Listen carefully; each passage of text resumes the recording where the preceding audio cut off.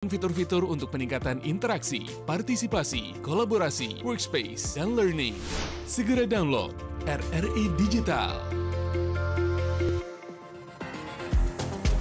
Masih bersama Anda, Dialog Palembang pagi ini, hanya di Pro 1 RRI Palembang. Baik, pendengar, kita lanjutkan kembali obrolan kita di Dialog Palembang pagi ini bersama dua narasumber kita dengan tema hari ini berkaitan dengan menyikapi deflasi, prestasi, dan hati-hati. Bersama dua narasumber kita, Bapak Idham dan juga Mbak Intan. Baik, kita ke Pak Idham dulu nih. Tadi Mbak Intan sudah banyak sekali membeberkan dan juga sekaligus menjawab pertanyaan Pak Amar Irwan tadi. Baik, Pak Amar Irwan. Pak Idham, tadi berkaitan dengan operasi pasar. Ini jarang sekali seperti Bapak mengatakan ada operasi pasar berkaitan dengan sayur mayur. Kebanyakan itu beras, kemudian gula, terigu atau minyak sayur. Nah, ini mungkin kaitan sama operasi pasar. Seberapa besar nih Pak Idham pengaruh operasi pasar terhadap pengaruh deflasi atau inflasi yang terjadi di Sumatera Selatan, Pak Idham? Ya. Ya, kalau kita lihat, kalau terkait dengan produk-produk yang menjadi sasaran operasi pasar kan biasanya lazimnya ini ya. Kalau saya lihat sih lazimnya Iya. ya beras, tepung, kemudian minyak, gula dan beberapa komoditi yang lainnya. Mm-mm. Tapi kan kita jarang melihat operasi pasar itu digunakan atau dilakukan dengan komoditi-komoditi tertentu. Telur saya pernah beberapa kali melihat Iya. bahwa pemerintah memberikan harga yang murah di beberapa tempat, di beberapa pasar. Kemudian cabai saya agak jarang melihat. Jarang ya? Ya, bawang putih, bawang merah kadang sulit kita temukan dilakukan operasi pasar. Nah, problemnya gini Mbak Nadia, produk-produk ini kan produk-produk yang sebenarnya tidak tahan lama. Jadi itu satu hal. Hal kedua yang membuatnya kadang harganya tuh meningkat itu karena supply-nya tadi berkurang. Yang kedua itu adalah sebenarnya distribusi.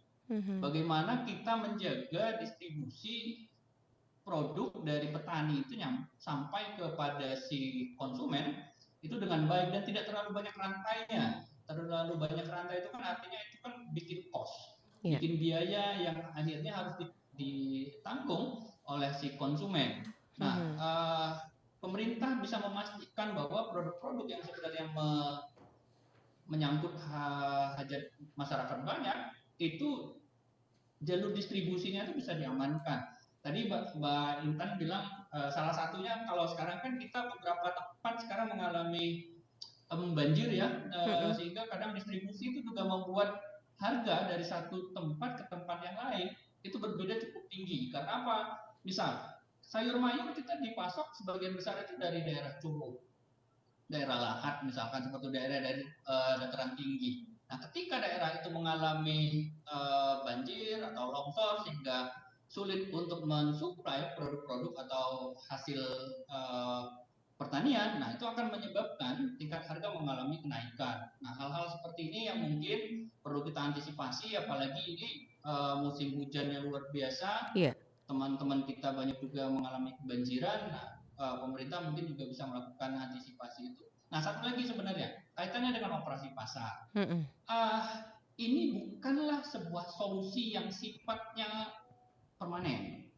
Jadi ini kalau kita ngomongin obat, ini sebenarnya obatnya obat generik gitu ya, obatnya yang sementara gitu ya, bukan obat paten. Obat paten adalah memastikan bahwa produk-produk itu bisa dihasilkan oleh petani-petani kita, kalau yang kaitannya dengan pertanian, dengan baik, kemudian distribusinya juga bisa lancar, kemudian harga di tingkat petaninya itu bisa dinikmatin. Permasalahannya, harga cabai di pasar itu tinggi. Kita tanya sekarang sama masyarakat petani, apakah mereka menikmati harga yang tinggi itu? Saya yakin kan enggak. Nah, artinya ada tangan-tangan, ada tengkulak di situ, ada pedagang perantara yang menyebabkan harga itu tinggi. Kalau kita mau ngomong lebih strike lagi, sebenarnya ada orang-orang yang mengendalikan produk-produk ini. Ya, jadi dia bisa mengatur kapan harus dinaik, kapan harus dijual produknya, kapan harus ditahan. Nah, hal-hal yang seperti ini baiknya terutama teman-teman yang di pedagang eceran besar, ya Iya. ayolah kita butuh keuntungan tapi tidak seperti itu juga yang harus Iya. kita lakukan gitu ya. Baik. Gitu. Ya, baik. Terima kasih Pak Idam. Silakan pendengar di line telepon kita buka kembali di 3699977 atau WA Pro 1 082179279090. Silakan, ini ada dua narasumber kita di acara Dialog Palembang pagi. Baik, kita ke Mbak Intan dulu nih. Mbak Intan tadi mengatakan ada beberapa faktor yang menyebabkan terjadinya inflasi atau deflasi juga. Seperti inflasi ini salah satunya ada kaitan sama bensin. Oh ya, tapi dikat dulu. Kita ke line telepon dulu ya. Ya, selamat pagi RRI. Assalamualaikum warahmatullahi wabarakatuh. Waalaikumsalam warahmatullahi wabarakatuh. Ini jauh lagi nih Pak Idham juga Mbak Intan dari Balikpapan. Iya, dari Kalimantan nih. Silakan Ibu Ali disapa dulu dua narasumber kita. Bapak Idham dan Ibu Intan. Iya, silakan Ibu. Sehat selalu dari Balikpapan Bapak Ibu. Maaf mungkin tentang perekonomian ini saya kurang paham loh ya. Iya. Saya cuma ini loh, tadi Mbak siapa yang dari Bandung itu berapi-api banget. Ngomongin beras gitu, Bu. Enggak, sesuai dengan Bandung lautan api. Iya. Gini loh, kita ini sebagai apa ya, rakyat biasa gitu serba salah ya Bapak Ibu, Mbak Nat. Inflasi itu ya salah. Apa tadi? Deflasi. Nggih, ya ini kasihan seperti misalnya sayuran tadi Bapak sempat nyinggung dan lombok segala macam lah tetek bengiknya itu. Iya. Itu kalau turun kasihan juga petaninya. Jadi berarti dalam hal ini harus pemerintah ya yang turun tangan gitu supaya nggak singgah di pos-pos gitu loh, akhirnya yang kita sebagai konsumen yang merasakan gitu ya kalau kenaikan harga di situ, padahal petaninya ya kasihan juga gitu kan ya. Harganya turun. Yang jelas ini ya, saya sebagai rakyat biasa, saya cuman berdoa mudah-mudahan rakyat Indonesia ini hidupnya pas-pasan. Maaf sambil guyon nih, pas-pasan, pas kepengen makan ya ada. Pas kepengen JJ walaupun sekitaran kota kita ya ada, gitu aja deh. Terus apa ya tadi kok jadi ngeblank saya? Nggak apa-apa. Menyinggung tentang beras tadi, termasuk kalau di Palembang itu berarti masih murah ketimbang di Balikpapan. Yang premium, yang saya nggak usah nyebut mereknya ya. Yang premium yang biasa saya beli, bayangin tahun kemarin itu pun belum setahun, dari 67 naik 77 akhirnya 81.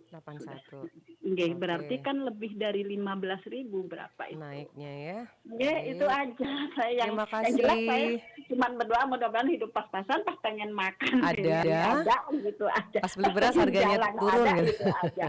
Nggih, terima kasih. Assalamualaikum warahmatullahi wabarakatuh. Waalaikumsalam warahmatullahi wabarakatuh. Baik, dari Balikpapan tadi dari Bandung Timur. Iya, ini ditahan dulu ya Pak Idham juga Mbak Intan. Ada juga WA yang masuk dari Pak Antoni. Terima kasih Bapak yang selalu setia dari Mutiara Pagi sampai sekarang tetap monitor RRI. Jadi ini memberikan saran ini Pak Idham juga Mbak Intan. Kalau saran saya sebenarnya harus ada pembenahan seluruh komponen. Baik pemerintah, apalagi ini menjelang pemilu. Insya Allah kita doakan pasti kembali normal. Nah ini dari Pak Antoni di Palembang. Silakan Pak Idham, nanti Mbak Intan juga menanggapi. Dari Ibu Ali dulu di Balikpapan. Ya silakan. Ya mungkin kenapa harga berasnya di Palembang itu lebih murah karena kita dekat dengan lumbung pangan gitu ya. Iya. Salah satunya. Karena kita salah satu lumbung pangan nasional. Baik. Nah, itu yang membuat harganya relatif murah, tapi memang kalau saya lihat dari pemantauan harga di Palembang itu sekitar, bukan Palembang sih, Sumatera Selatan itu sekitar 14.000 itu rata-ratanya. Harganya relatif turun. Itu jadi yang saya rasa ini salah satu juga dampak dari sudah mulainya panen, walaupun belum puncaknya panen. Jadi padi atau beras atau gabah itu udah mulai disuplai masuk ke pasar. Hal kedua juga memang Sebenarnya kalau Mbak Intan bilang tadi kan salah satu faktor yang menyebabkan harga ini berubah itu kan seasoning ya, Iya. season. Jadi apa ya, musiman gitu ya. Mm-mm. Musim ketika masyarakat membutuhkan kebutuhan pokoknya lebih banyak, bisa jadi itu membuat harga jadi lebih tinggi. Nah, Iya. cuma yang perlu kita sadari bahwa tadi dikatakan juga dari Balikpapan, yang menikmatinya itu siapa sebenarnya, harga harga naik ini, harga mahal ini siapa? Kalau petani Mm-mm. mungkin kita ikhlas-ikhlas saja lah gitu ya. Iya. Nah, cuma yang jadi masyarakat yang menikmati ini kan adalah pedagang. Pedagang apakah itu pedagang besar Mm-mm. ataukah pedagang eceran yang kadang dia juga mengambil kesempatan dari kondisi yang ada. Iya. Nah, yang hal-hal seperti ini yang harus harus kita antisipasi. Makanya kita itu kan tidak diperkenankan untuk melakukan, kalau bahasa kita tuh nimbunin barang ya. Mm-mm. Menimbun. Iya. Itu yang membuat juga sebenarnya harga akan agak volatil, agak turun naiknya itu jadi tinggi karena sebenarnya barangnya ada tapi ditahan gitu. Tapi saya Mhm. yakin untuk produk-produk yang sifatnya pertanian itu agak sulit untuk ditimbun dalam waktu yang lama karena dia Iya. kan ada waktu tertentu ya. Baik. Beda halnya ketika kita ngomongin misalkan kasusnya minyak goreng, kasusnya Mm-mm. gula, apalagi gula kan baru baru ditetapkan juga beberapa bulan yang lalu harga eceran oleh pemerintah gitu ya. Ada harga eceran tertentu. Iya. Nah, kaitannya dengan Pak Antoni juga pembenahan secara seluruh pembenahan semua komponen itu ya saya sih sepakat sekali, termasuk juga kita sebagai konsumen Mm-mm. harus pilih dan pilih. Jadi saya selalu ngomong bahwa bedakan antara needs dan want gitu, inginnya kita dengan kebutuhannya kita. Nah, kadang kita lupa bahwa kita itu lebih banyak wants daripada needs-nya. Itu yang Mhm. kadang membuat kadang harga-harga itu menjadi mengalami kenaikan. Itu Mbak Nadia. Iya, baik. Mungkin Mbak Intan menanggapi dari Bu Ali tadi? Iya, silakan. Ya, baik. Terima kasih Nadia. Terkait Ibu Anit, Ibu apa tadi Iya, Pak? Ibu Nadia? Ali di Balikpapan. Oh Iya, iya, di sama Pak Balikpapan Antoni ya. juga tadi sudah bergabung lewat WA. Sebenarnya inflasi deflasi itu bagai buah simalakama ya. Mm-mm. Ini buah simalakama gitu kan. Karena banyak yang seperti kata Pak Dian tadi, banyak yang terlibat gitu kan. Ketika harga turun, masyarakat yang senang hati kan. Ketika harga naik, masyarakat menjadi susah hati. Tetapi di Iya. sisi lain pedagang yang senang. Nah, sebenarnya setiap komoditas itu ada pola distribusinya. Pola distribusi itu jadi ada mata rantainya, mulai dari produsen, dari petani sampai ke konsumen itu ada konsumen. Iya. Nah, sekarang bagaimana pemerintah itu sebenarnya memutus mata rantai, jangan terlalu panjang, karena setiap mata rantai itu kan ada marginnya.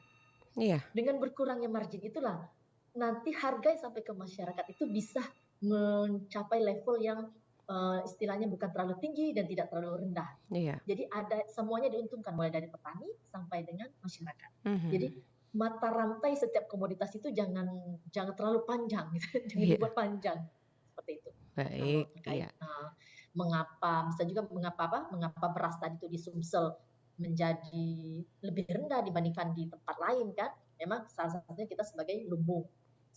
Tapi itu tadi kita sebagai lumbung kadang di ujung-ujung kita juga naik juga harga berasnya kan? Iya gitu kan. Terus terkait Pak Antoni tadi, pembedahan seluruh komponen, ya benar itu. Saya juga setuju kan. Dan memang benar seperti Pak Idham tadi bilang, sebenarnya sebagai masyarakat ini kita juga harus istilahnya bijak ya dalam berbelanja. Bijak dalam berbelanja, jangan mudah termakan rumor-rumor yang belum jelas. Jadi belanjalah seperti biasanya untuk memenuhi kebutuhan keluarga gitu ya. Jangan aduh ini mau pilpres, ini yang beras harus ditumpuk nih 2 ton di rumah. Iya. Jangan sampai seperti itu ya. Baik. Iya. Kita terus sedikit Mbak Nadia saya menambahkan tadi karena Pak Idham tadi ada bilang terkait operasi pasar ya. Jadi pada tanggal 29 Februari kemarin, PJ Gubernur meluncing kegiatan gerakan pengendalian inflasi serentak Sumatera Selatan. Jadi seluruh kabupaten kota itu meluncing gerakan itu yang ditandai dengan operasi pasar murah di semua kabupaten kota. Nah, jadi Iya. kata Pak Deham biasanya operasi pasar itu hanya barang-barang istilahnya sembako ya, Iya. yang bahan pokok itu, yang barang-barang pertanian itu jarang.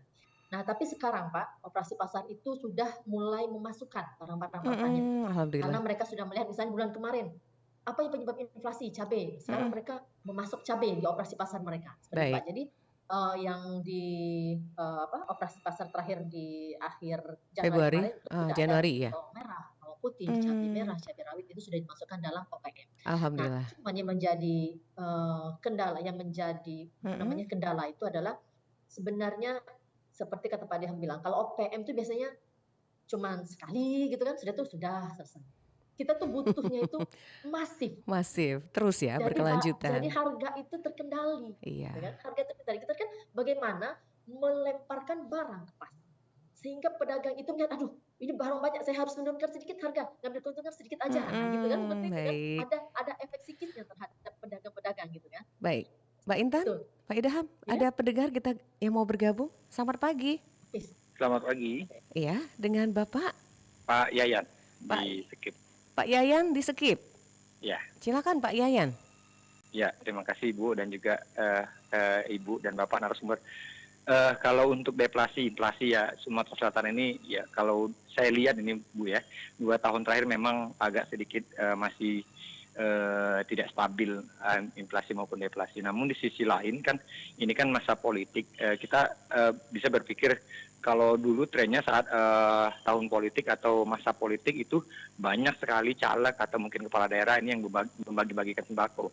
Namun kan kalau kita lihat sekarang kan trennya sudah sedikit berbeda nih. Tidak bisa kita pungkiri bahwasanya money politik ini sangat gencar nih saat ini kan.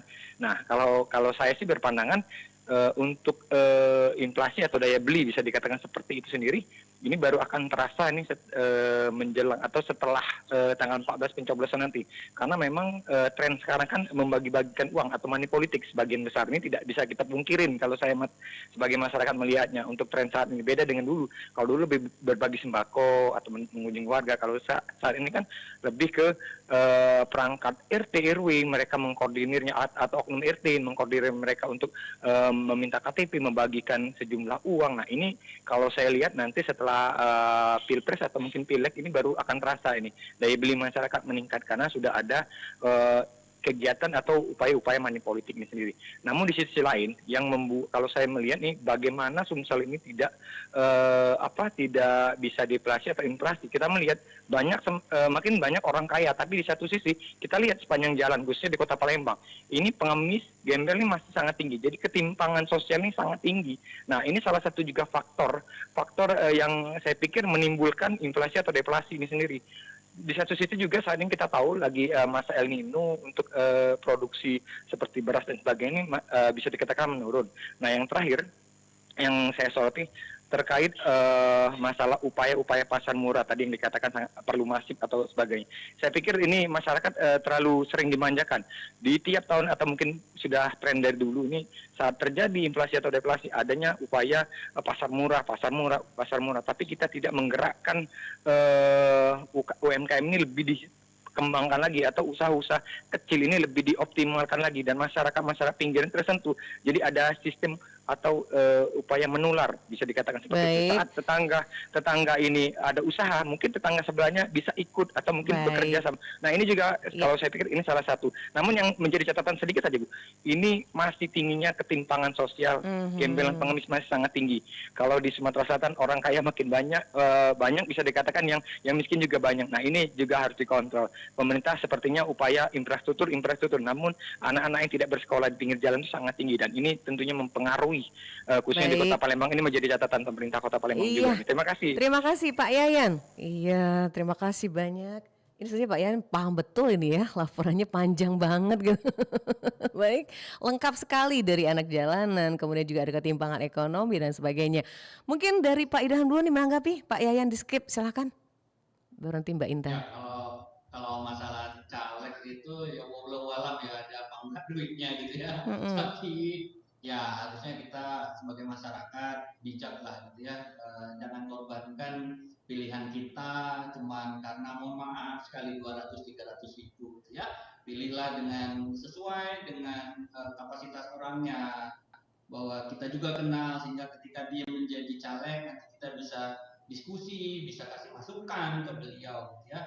Nah, tapi saya sih sepakat kalau seandainya memang terjadi yang namanya bagi-bagi uang, itu kan kalau di dalam ekonomi itu membuat suplai uang atau masyarakat itu punya uang lebih banyak.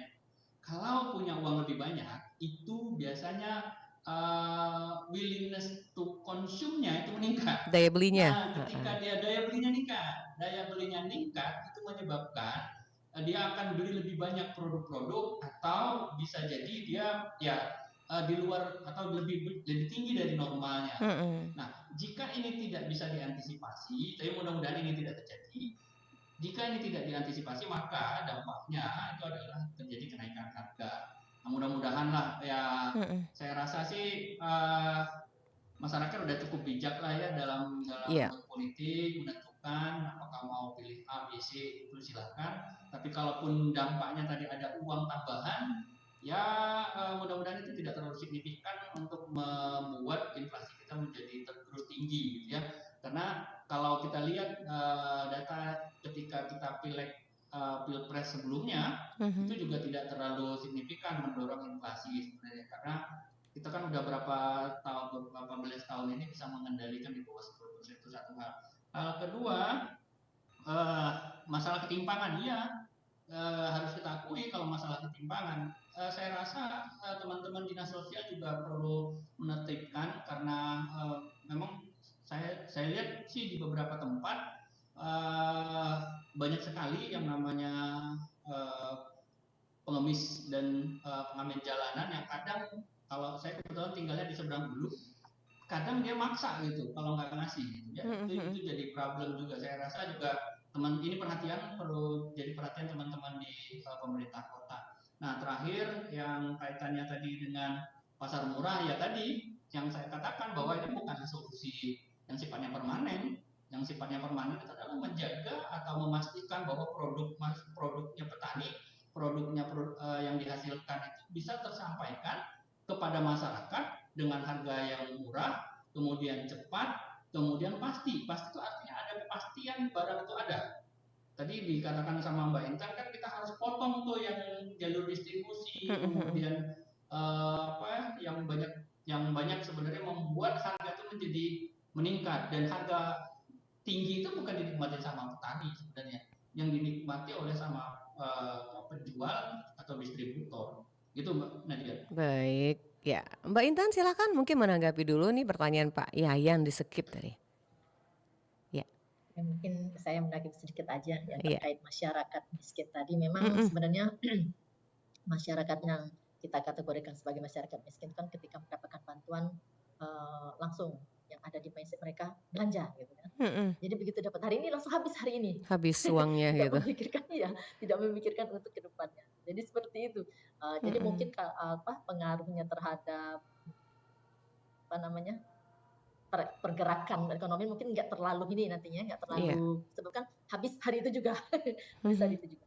Nah, terkait misalnya apakah inflasi atau deflasi itu mempengaruhi daya beli masyarakat, artinya mungkin kita harus melihat lagi dari situasi di pasar. Kalau misalnya kita melihat kondisi di pasar saat masih relatif ramai, berarti itu mengindikasikan bahwa masyarakat itu masih antusias untuk berbelanja, gitu kan? Masih antusias untuk berbelanja. Apalagi dengan harga-harga yang terjangkau. Jadi bukan harga yang terlalu rendah ataupun terlalu tinggi.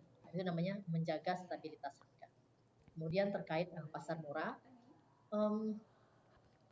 pemerintah dengan tim TPID-nya dan kolaborasi dengan dinas instansi mungkin harus menemukan upaya pengendalian yang kira-kira pas gitu ya, sehingga mempengaruhi harga-harga di pasar.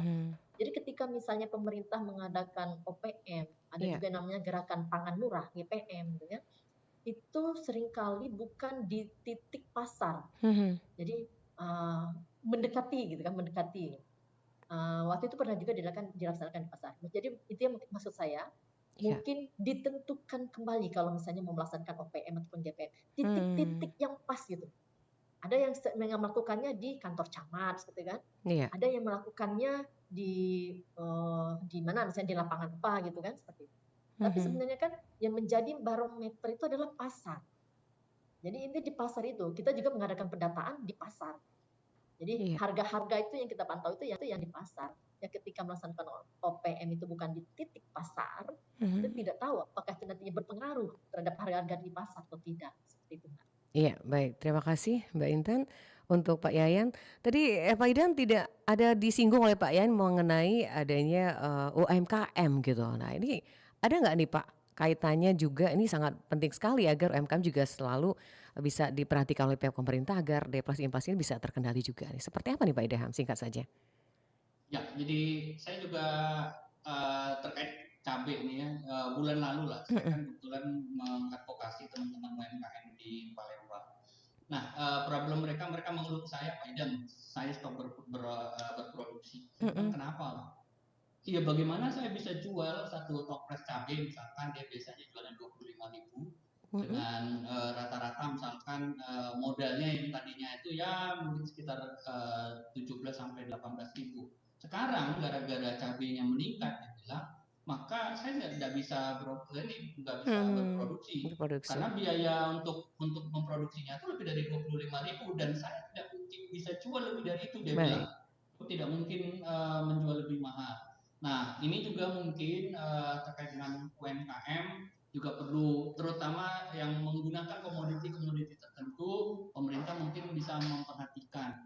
Tapi saya sih sepakat tadi dikatakan bahwa sebaiknya juga masyarakat juga mungkin bisa mulai memanfaatkan produk-produk yang dihasilkan oleh teman-teman UMKM. Jangan lupa Mhm. teman-teman UMKM ini kan menguasai hampir sekitar 90% kegiatan ekonomi sih sebenarnya, dampaknya gitu ya. Walaupun kegiatan ekonominya lebih banyak sama konglomerat sebenarnya. Tapi mereka membantu perekonomian itu luar biasa.